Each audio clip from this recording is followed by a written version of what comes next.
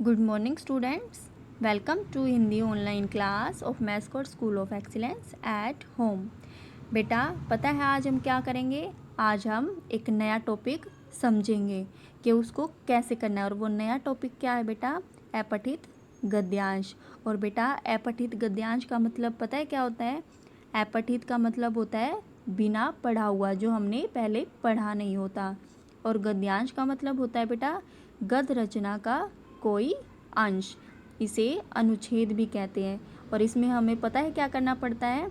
हमें कोई पैराग्राफ दिया होता है, चाहे वो कहानी हो या फिर किसी कविता का, और हमें उसी के अकॉर्डिंग प्रश्न दिए होते हैं। पहले पैराग्राफ होता है और उसी के नीचे क्वेश्चन होते हैं, और हमें उस पैराग्राफ को ध्यान से पढ़कर उन क्वेश्चनों का आंसर देना होता है, क्योंकि वो आंसर पता है, उन क्वेश्चनों के आंसर उस पैराग्राफ में ही होते हैं। देखो, प्यासा कौवा, ये एक बेटा क्या है? कहानी है, जो आपने पहले पढ़ भी रखी है। तो इसी पैराग्राफ को पहले हमने ध्यान से पढ़ना है, और इसी पर हमें बाद में प्रश्न मिलेंगे, और हमें उन प्रश्नों का आंसर इन्हीं में से ढूंढना है। ठीक है। एक कौवा बहुत प्यासा था।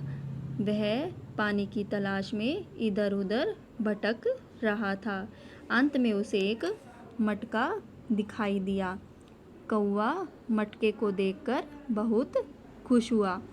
जब उसने पास जाकर देखा तो पाया कि मटके में पानी बहुत कम था। उसने बहुत कोशिश की, लेकिन उसकी चोंच पानी तक नहीं पहुंची। वह कुछ उपाय सोचने लगा। उसने अपनी चोंच में कुछ कंकड़ उठाए। उसने अपनी चोंच में क्या उठाए बेटा?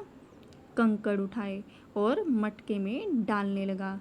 कंकड़ डालने से मटके में पानी ऊपर आ गया।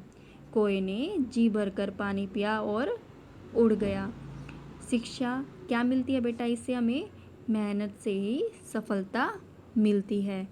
मेहनत से ही सफलता मिलती है।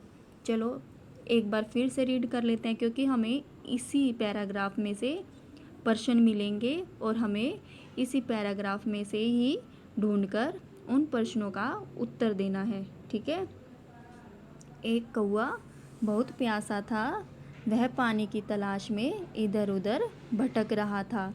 अंत में उसे एक क्या दिखाई दिया? मटका दिखाई दिया। कौवा मटके को देखकर बहुत खुश हुआ। जब उसने पास जाकर देखा तो क्या पाया?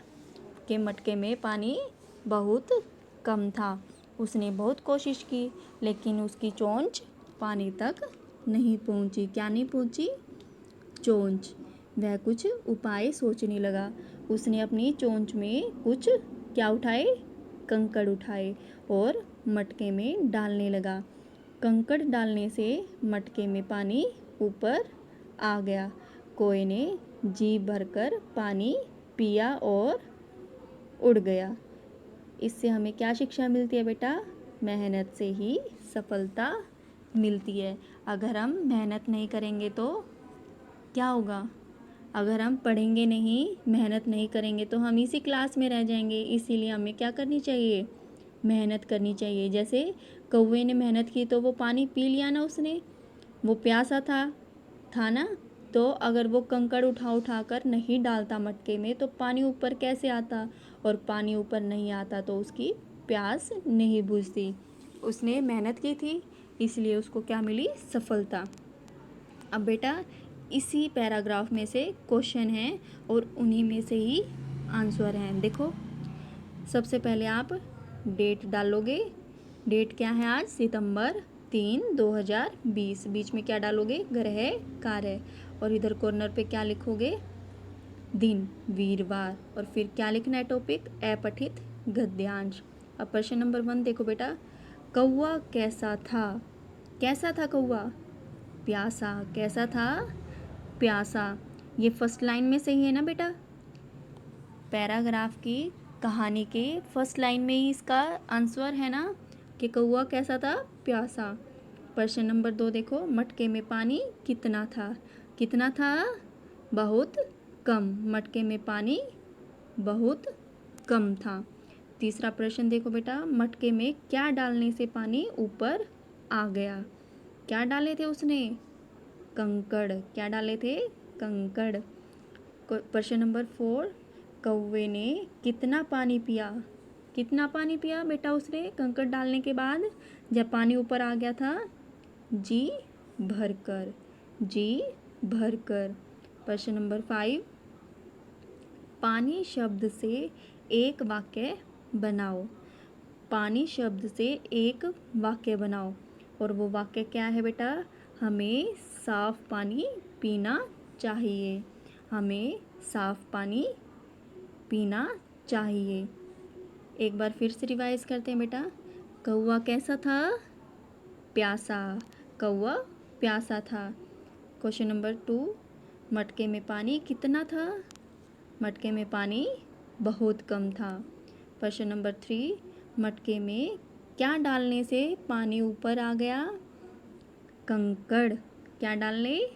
कंकड़ डालने से मटके में पानी ऊपर आ गया, या फिर मटके में कंकड़ डालने से पानी ऊपर आ गया। प्रश्न नंबर 4, कौवे ने कितना पानी पिया? कौवे ने जी भरकर पानी पिया। प्रश्न नंबर 5, पानी शब्द से एक वाक्य बनाओ। पानी शब्द से एक वाक्य बनाओ। हमें साफ पानी पीना चाहिए। हमें साफ पानी पीना चाहिए। आई होप बेटा आपको ये अपठित गद्यांश समझ में आ गया है कि हमें कोई भी पैराग्राफ कहानी या कविता का दिया होगा और उसी में से ही प्रश्न पूछे जाएंगे और उन प्रश्नों का उत्तर उसी पैराग्राफ में, उसी कहानी या कविता में हमें मिलेगा और हमें बिल्कुल ध्यान से पहले उस पैराग्राफ को पढ़ना है और उसके बाद हमें उसका उन क्वेश्चंस का आंसर देना है, उन प्रश्नों का उत्तर देना है। ठीक है, तो बेटा आपने इस कहानी को समझना है और फिर इन प्रश्न उत्तरों को भी ध्यान से समझना है और सुंदर सुंदर राइटिंग में आपने ये लिखने हैं।